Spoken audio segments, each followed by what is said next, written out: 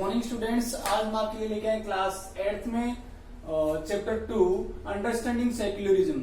Secularism क्या है? आपने पिछले चैप्टर में कॉन्स्टिट्यूशन के बारे में पढ़ा था कि कॉन्स्टिट्यूशन में मैंने कुछ राइट्स के बारे में बात करी थी और उन राइट्स में जो है सेक्युलरिज्म की बात भी की, धर्मनिरपेक्षता की बात की गई थी कि वास्तव में धर्मनिरपेक्षता है क्या।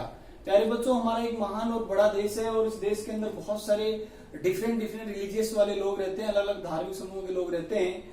तो क्या यहाँ हम धर्म के आधार पर देश को चला सकते हैं? इम्पॉसिबल। क्योंकि अगर हम धर्म की बात करेंगे तो देश में क्या हो जाएंगे, लड़ाई दंगे हो जाएंगे और यहाँ पर जो पीस एंड पावर जो है वो डिस्टर्ब हो जाएगा और हालत खराब हो जाएगी, एक दूसरे को लोग लड़ने मारने पे उतर जाएंगे। और कई बार आपने देखा भी होगा, हम बात करें रिलीजियस आधार पर तो बाबरी और जो राम मंदिर का जो मुद्दा लंबे समय तक भारत में खिंचा रहा था, अब जाके उसके फैसले जो उसके पक्ष में आए हैं कि जो राम मंदिर यहाँ बनेगा और अयोध्या के जो बाबरी मस्जिद के लिए जो अलग उनको दी गई है कि वो अलग अपनी मस्जिद बनाएं। तो कैसे जैसे भी हमने बैलेंस करने की पूरी कोशिश की है। तो हम देखते हैं कि व्हाट इज इंडियन सेक्युलरिज्म, कि वास्तव में भारत में सेक्युलरिज्म क्या है, यहाँ धर्मनिरपेक्षता है क्या। धर्मनिरपेक्षता का सही हम बात करें तो एक सिंपल सा अर्थ ये है कि वो देश जहाँ सभी धर्मों का सम्मान किया जाता हो, किसी धर्म का अपमान नहीं किया जाता हो। मतलब हिंदू, मुस्लिम, सिख, ईसाई, जो भी बौद्ध, जैन धर्म जो भी हो, हम ना किसी के धर्म का अपमान करें और ना हमारे धर्म का अपमान सहन करें।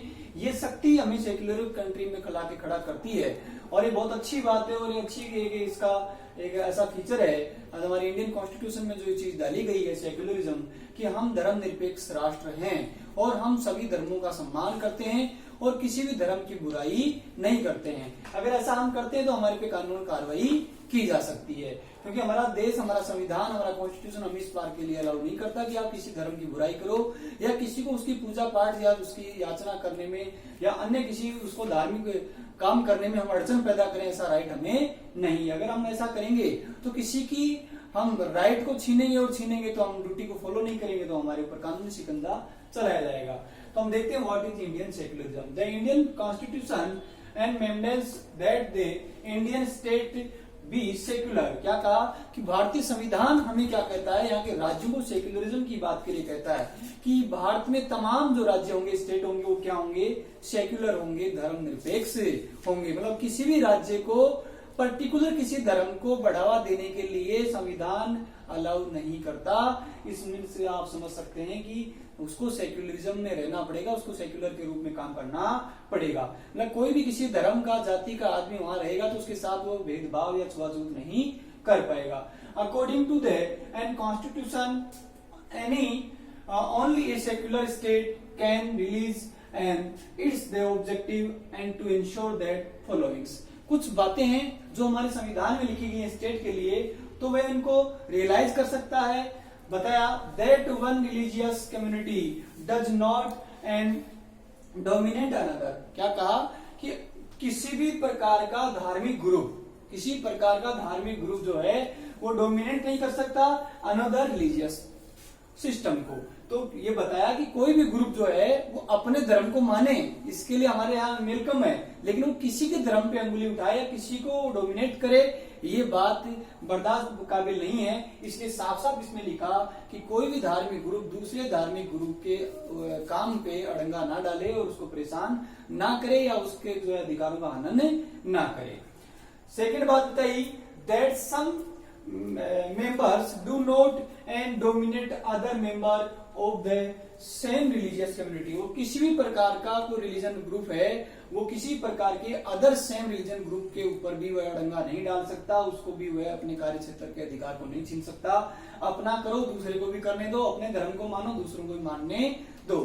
मतलब कोई भी किसी प्रकार के हिंदू, मुस्लिम, सिख, ईसाई, जैन, बौद्ध आदि धर्मों के आधार पर किसी की बुराई ना करे, किसी के धर्म की कमियां या खामियां ना बताए।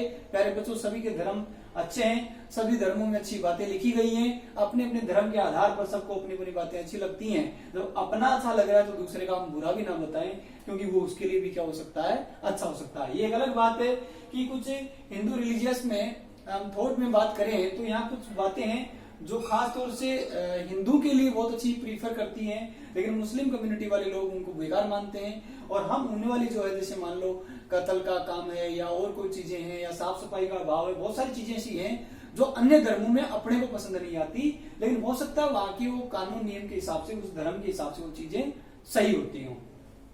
थर्ड बात बताई, that the state does not and enforce any and particular religions not take and away and take religious freedom of the individuals. कोई भी राज्य, कोई भी स्टेट जो है इंडिया का, वो किसी को इन्फोर्स नहीं कर सकता, पर्टिकुलर किसी भी रिलीजियस थॉट के लिए, किसी धार्मिक विचार के लिए किसी को दबा नहीं सकता, किसी को पावर नहीं दे सकता, और ना ही वो क्या कर सकता, take away from the religious freedom of the individual.